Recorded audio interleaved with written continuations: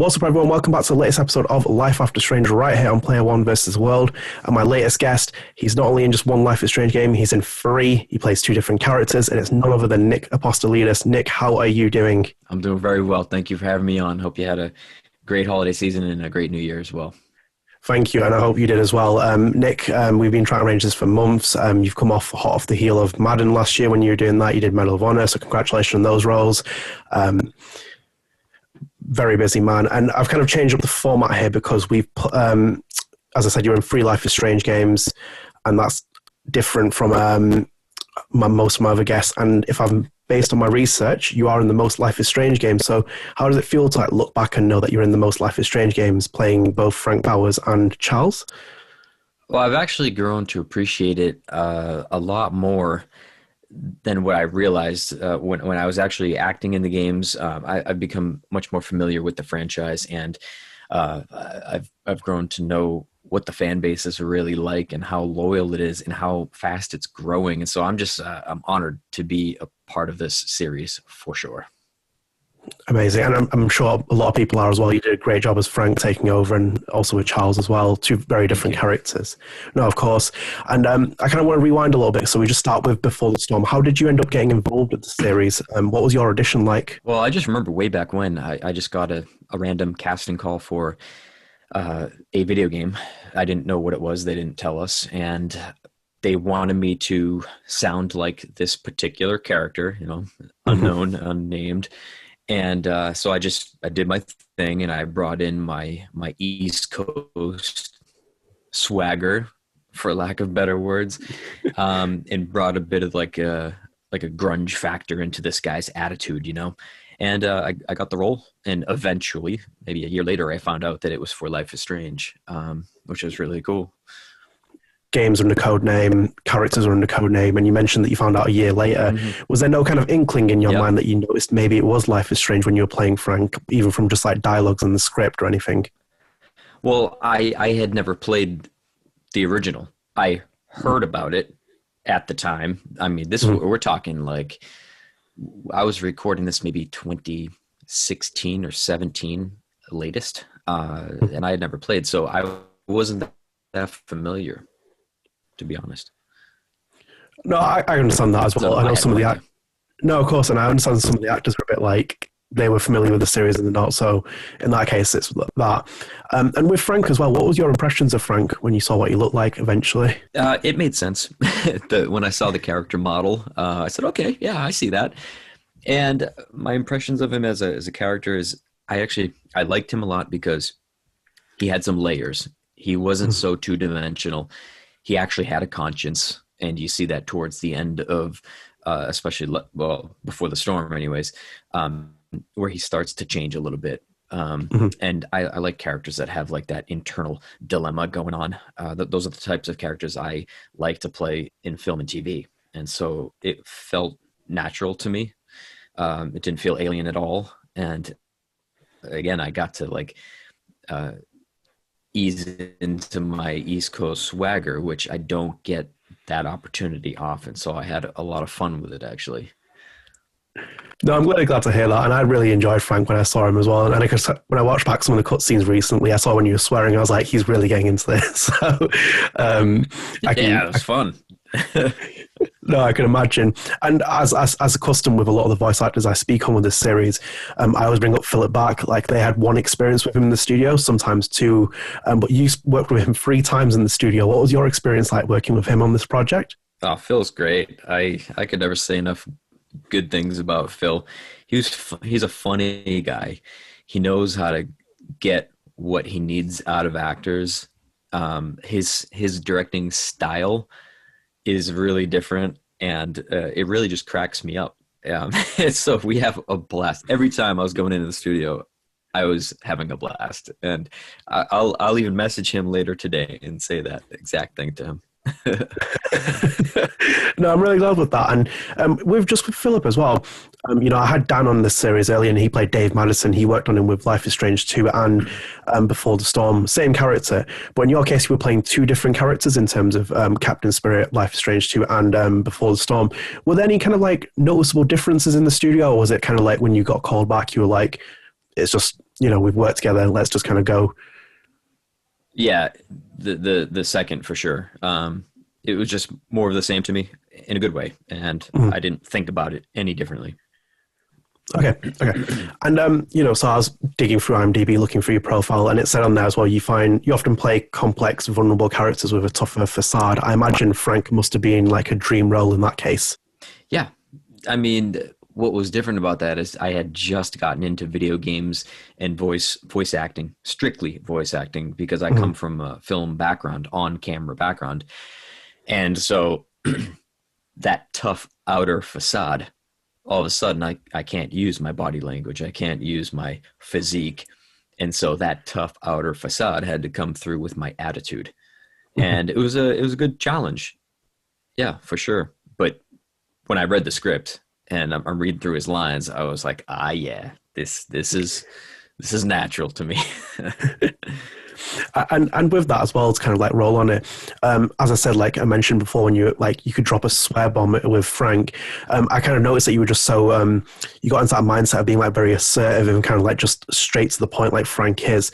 And when you were working with Philip in the studio, do you just kind of slip into that mindset, or did he do something to kind of like motivate you? Because like when I spoke to Dan on this series, and he was Dave Madison, he talked about Philip like kind of like interrupting him purposefully so he could kind of like get mad and kind of get a bit more into that role. Did you do anything with you in that case? I can't remember specifics, but I just remember that Phil is a very talented guy, and I think he's won an award, I believe, for his series here, for the voice acting, and he deserved it. He he knows how to get what he needs with different methods. He has like a whole bag of tricks that he uses, and I think he understands every actor's different. So after working with him quite a few sessions, he probably understood the way that I work, and he knew how to like extract what he needed. I never took offense to it, and anything he wanted to try, any method of directing he wanted to try, I was down. So I have to ask as well, whilst you're in the studio as well, was there any favourite scenes to record in Before the Storm, and why? I just liked when he was a bit more aggressive, and I could have some free reign with the curse words and everything. Because again, I'm a very I would say I'm looking for the right word. I'm a calm person, a very calm person in life. I don't get heated. I don't get mad easily. And this was the first time I could just go in there and just play in the studio and just like let go any of those like inner frustrations I ever had and just let it go. And I think those scenes were probably the funnest because there was the most liberty there, you know? No, of course, I can understand that as well. And I think with Frank as well, I was asked actors these questions like, what was your favourite thing about Frank? And is there anything you wish that maybe Deck 9 had focused on more with the character after you played him? It's his complexity, his shift, how he kind of changed within that game. He had an arc for sure. If I had a wish list, I might wish that he had even a bigger arc towards the end. You know, he did come around and he grew that conscience and he made some right decisions. But maybe if they leaned into that even harder, where like everything came full circle, maybe that would have been interesting. But you know, they developed a great game, and the series is gaining popularity every single day for a reason. Yeah, of course, because it's well written. No, of course. And you mentioned as well, like you weren't from this world specifically gaming, but you kind of like more into it now as well with all the roles you've had. And with Frank as well, we know that he's an established character in the first game. You took over voiceover for this game. Was there any kind of curiosity on your part to go back and look at Frank's story? And were you kind of happy with how your Frank stands alone from the other one? And you kind of like wouldn't even notice in some cases that the voice actors are different just because of the character? Yeah. I try not to compare. This is the second time I've portrayed a character that was already established in another franchise as well. I try not to compare myself at all to what's been done, because what is being made is an entirely new project. You know, it's a new creation, and I'm happy that I've been received well from a lot of fans. So that makes me happy to be welcomed into a franchise with a fan base such as this. And I'm just, I'm content with it all. Yeah. Okay, no, I'm glad to hear that. And as well, like we were talking about the fan base franchise, we fast forward from Before the Storm. You start working on Captain Spirit. You play Charles Eriksen in that. What did you Very re-audition different. for that? Yeah, of course, it's a very different role. And did you re-audition for that role, or did they kind of recommend you Deck Nine or Philip because they'd worked with you? I imagine that. Well, no, I imagine that I might have been recommended. I don't remember if I submitted to this new other project that I didn't even know what it was. Mhm. When I was offered the role of Charles Eriksen, I still didn't even know that I was working on the Life is Strange franchise. I don't remember the timeline. It was very confusing because there were so many multiple games. But back to the question, I just auditioned, completely different character, obviously, and this was a more subdued audition.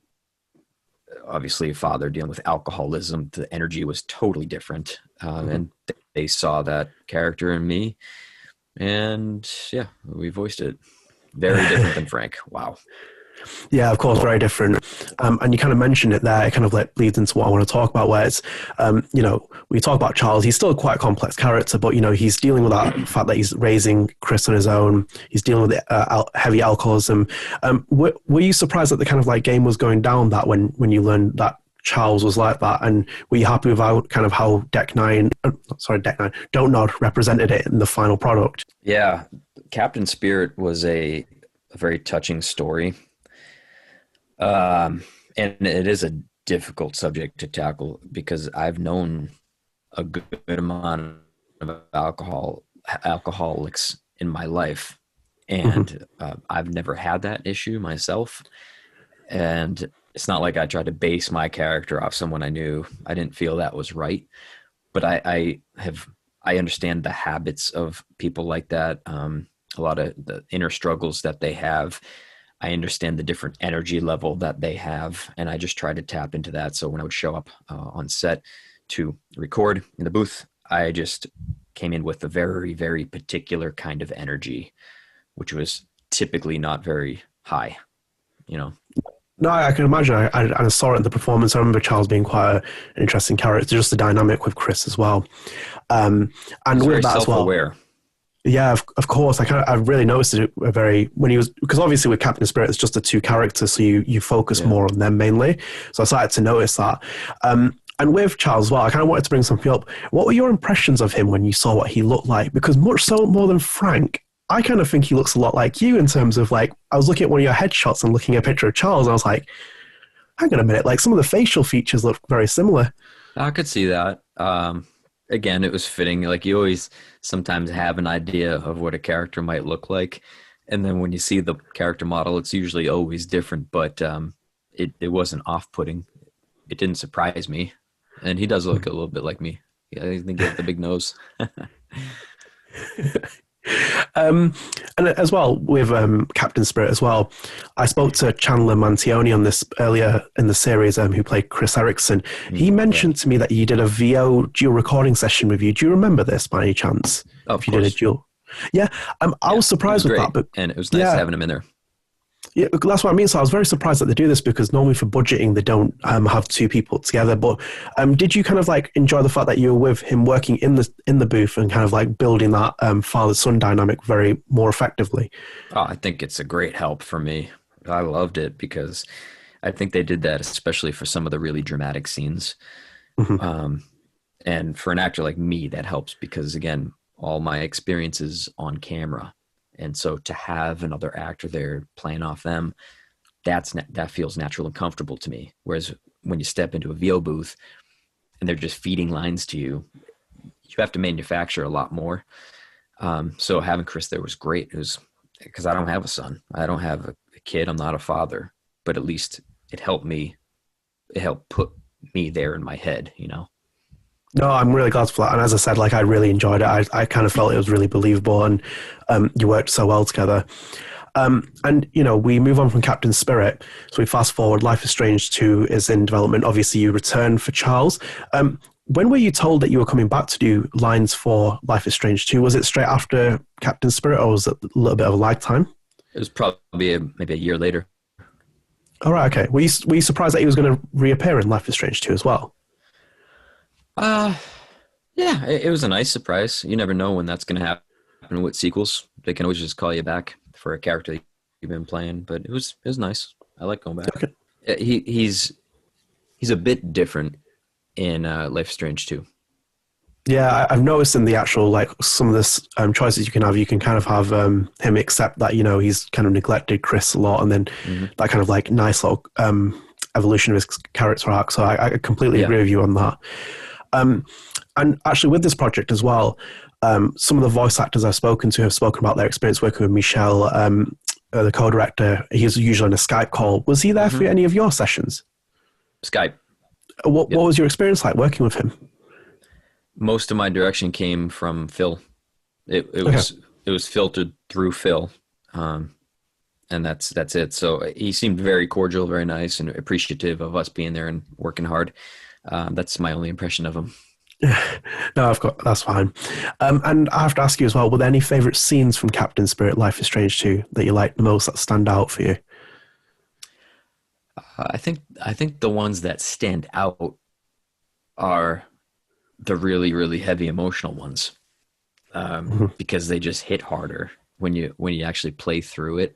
Recording is one thing, but when you see how they've put it all together with the music, the emotions, and everything, all the performances, towards the end, when it really like went to a climax, like that's kind of what hits me hard. No, I can imagine that. I can see it when the full package comes together. You can see those moments.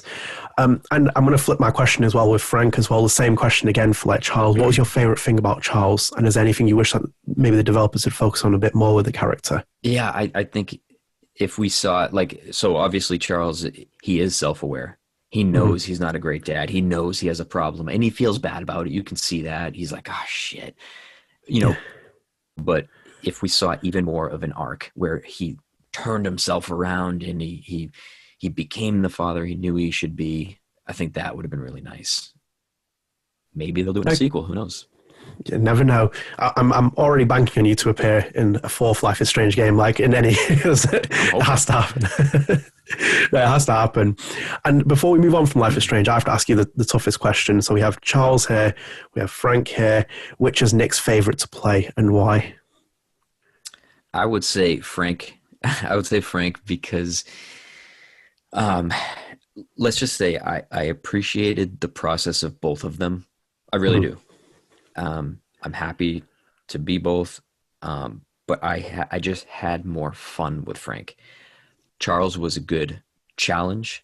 I enjoy the process of acting, especially a character so like in depth as Charles was. Yeah. But I just had fun with Frank. Every time I went in, I didn't have to like get down in this like dark emotional hole to portray him. Frank, I would just go in, you know, high energy, what the fuck, just swear and curse and have fun. So I think if I had to do it for like 6 months straight, I would rather be Frank. No, I understand that as well. And as I said, I enjoyed every moment of seeing you swear and like as Frank and just being so into it. So completely understand your choice. And we're going to move away from Life is Strange 2. And I'm not going to go into this too much because I know you've done so many interviews with people and there's so many on YouTube as people can watch. But, you know, in this period of Life is Strange, you were working on Resident Evil 2. It's a massive role for you. A fantastic performance as well. I really enjoyed it when I got the chance to play RE2 remake. But with that as well, you did the full body motion capture and voice for Leon. And for me, you reimagined a character from the last century in RE2. Because we've had RE4, but like with that Leon, we've not had him in a full remake. What was it like to have that experience working with an iconic character like Leon, an iconic franchise, and then reimagining him for the 21st century, essentially? Well, it was the biggest honor of my life to be a part of that, to be offered that role. And with that comes the pressure. I mean, I'm a huge fan, and it's my favorite franchise. And so you naturally put like a lot of pressure on yourself, like, oh, geez, I can't let anyone down. People like me, I can't let them down. And it was just like constantly reining myself back in, trusting myself, having that confidence, and just working with Capcom, collaborating with them, and them constantly telling me, just trust yourself and trust us. Just don't think about what's been done. Again, we are here to reimagine. So we move forward, and that's it. Of course. And like you said as well, you're a fan. I've seen your cosplay as Leon, which was really cool. I've Thank seen you. how much fans have like interacted with you. That must have been so fulfilling after you did all that, that you realize that's kind of like the reception that you received from fans. Yeah, it was really magical. It warms my heart to know that I can be a part of that world. And I didn't realize how big it was online until I got involved, and really Mhm. until the game came out. And that's when, I was flooded. The gates were flooded with support and comments and everything. So I'm just happy. No, I'm really glad for that. And I have to bring this up as well. Second episode in the series, I brought Jolene Andersen on.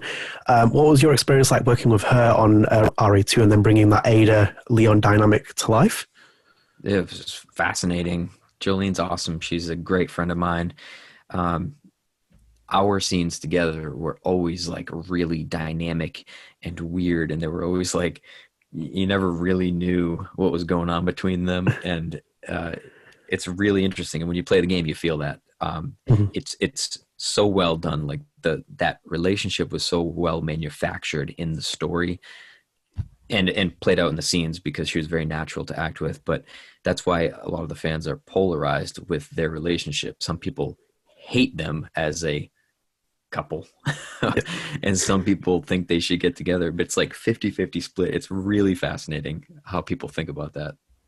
I like it like that, the fact that people don't like it and then people do like it. Because I personally like the kind of like close interaction between Ada and Leon. I was like, because how when they come together in RE4, I Right. was like, yeah, for me, that kind of like fit together with RE2 Remake. So I was a big fan of it.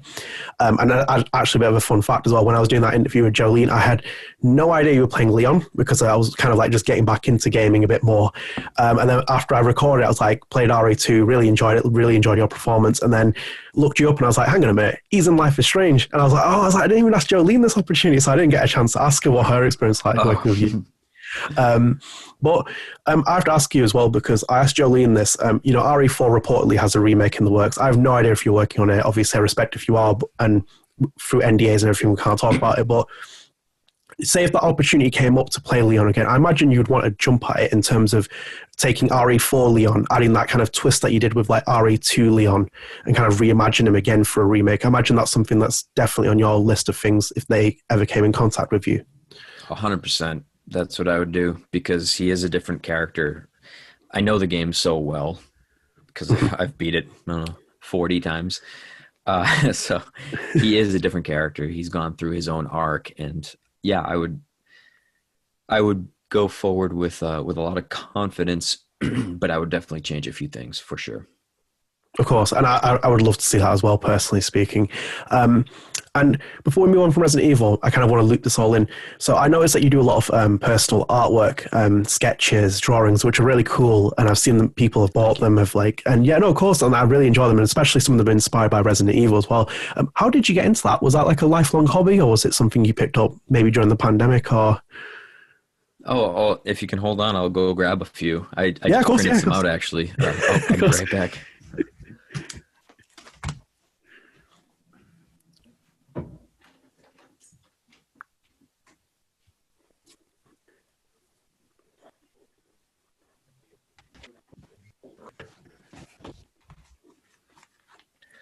Are you still there? Of course, I'm back. Okay.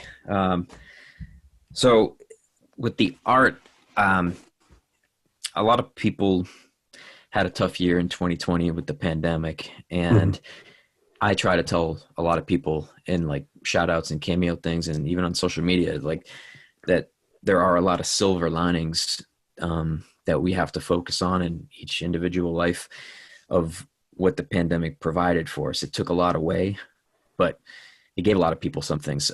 It introduced a lot of people to new paths, new journeys, new hobbies, or getting back to old hobbies and stuff like that. And I think there was a creative boost that came out of the pandemic and all this free time that a lot of people had on their hands, including myself. And for the first time in my adult life, I had a lot of free time, and I got back to my oldest hobby.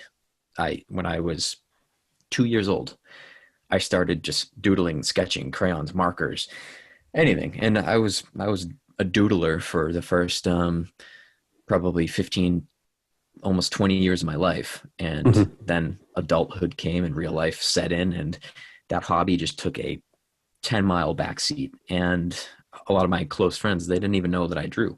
So I started drawing again, just to see if I still had it in me. And right off the bat, because of the fan base that I was lucky enough to have, I started taking commissions for Resident Evil art. And then I saw an opportunity to start a small little business. And that's exactly what I did. So now I take commissions. I'm about to show you my latest drawing, my latest commission. Ooh. I haven't even posted yet. I haven't even sent this out, but a friend of mine portrays a famous Revolutionary War heroine, and she does reenactments, and she acts as a person. So this is her as the character. I don't know if you can see that. I just finished this. So she's got the Revolutionary. That's incredible. Thank you. So I'll be sending this to her probably tonight, but that's pretty cool. And I just printed out my first gritty Leon. So this is my latest one that I just finished. That's really cool. So this is the gritty end of game Leon from my character. So I finished that up. I just got that printed. So I do a lot of like, the Resident Evil art is just fun because the creatures are fun. There's the liquor right there. So, and they're for sale, so people can buy them. I sign them, put quotes on. It makes them happy. No, I'm really glad to hear that. As I said, because I was snooping through all the pictures that you've sent on social media and on your website as well, and you take commissions.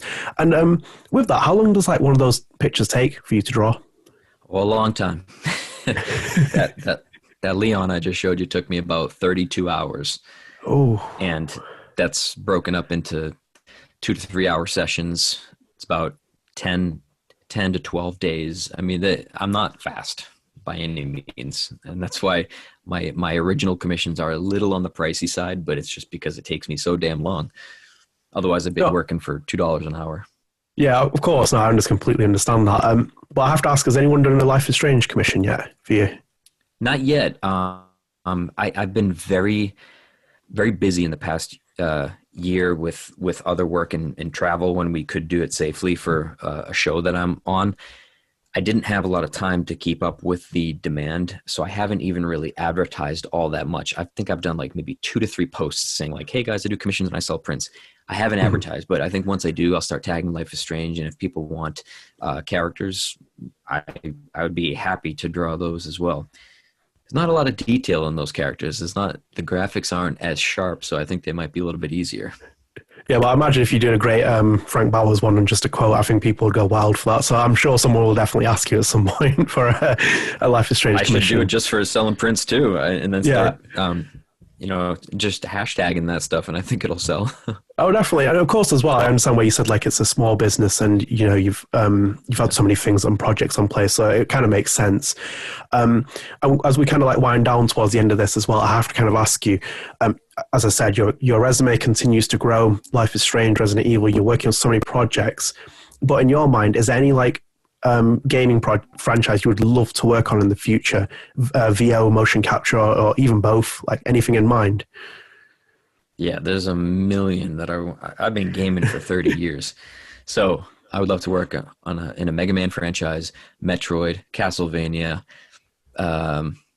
maybe like Dead Space, Silent Hill, Uncharted, Call of Duty. I mean, you name it. Like, there's just so many. Yeah, of course.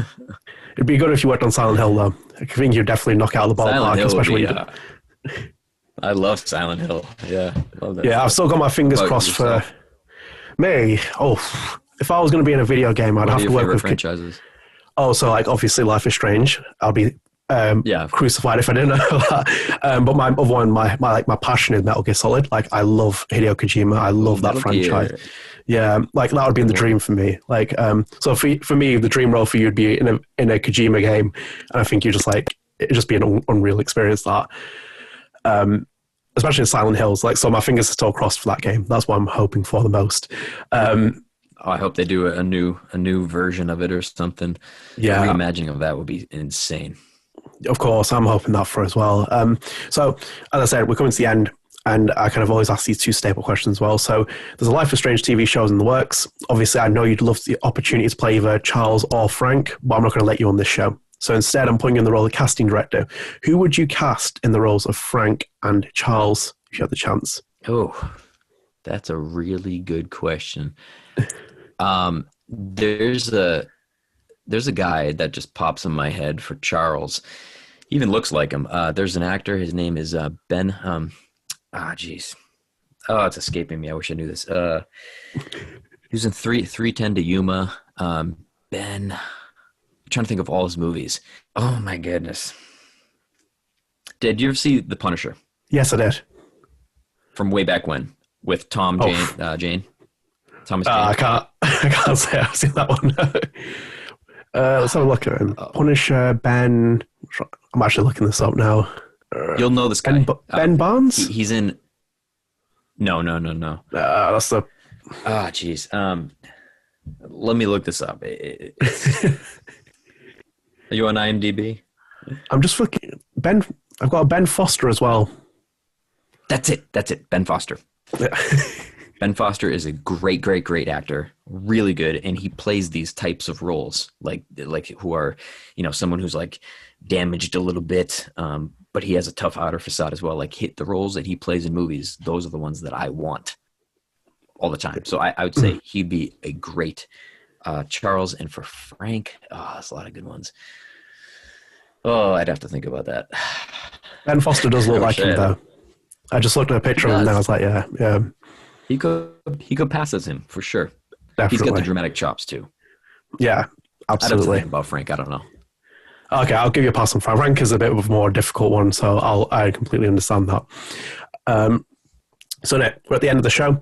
I always let my guests have the final say. They send a personalized message to the Life is Strange community. So I'll let you take it from here before we close out the show. Okay. I would just say I'm really, really honored and happy to be a part of this franchise, because it wasn't until I got a little bit more involved with the community, the gaming community in general, in the past 3 to 4 years of my life, that I realized how important these games are to the fans, because they're so relatable. There's so many different situations, like, coming of age, you name it, like all these situations and scenarios, and it helps a lot of people. That's what I've heard most about the franchise, is that it helps a lot of people through what they're dealing with. And it makes them feel like they're not alone. And so I'm super happy to be a part of it, to contribute to the world, that universe, and thank you for all the support. Like, from the bottom of my heart, thank you. Thank you for a very wonderful message. And with that as well, I think we're at the end of the show. So thank you for everyone watching. I really hope you appreciate the episode. Like, comment, subscribe. It really does help with the channel. Nick, thank you so much for coming on. I hope we'll see you in another Life is Strange game. My fingers are crossed. Mine too. But yeah, of course. And I really hope we'll see you again in one. And wish you the best with luck with your rest of your career as well. I'm sure you'll get more major roles as well. But yeah, so guys, I hope you enjoy the episode. Stay tuned. There'll be more episodes to come. I had a wonderful guest on today. There'll be more to come. Take care. Bye. All right. Bye-bye. Thank you.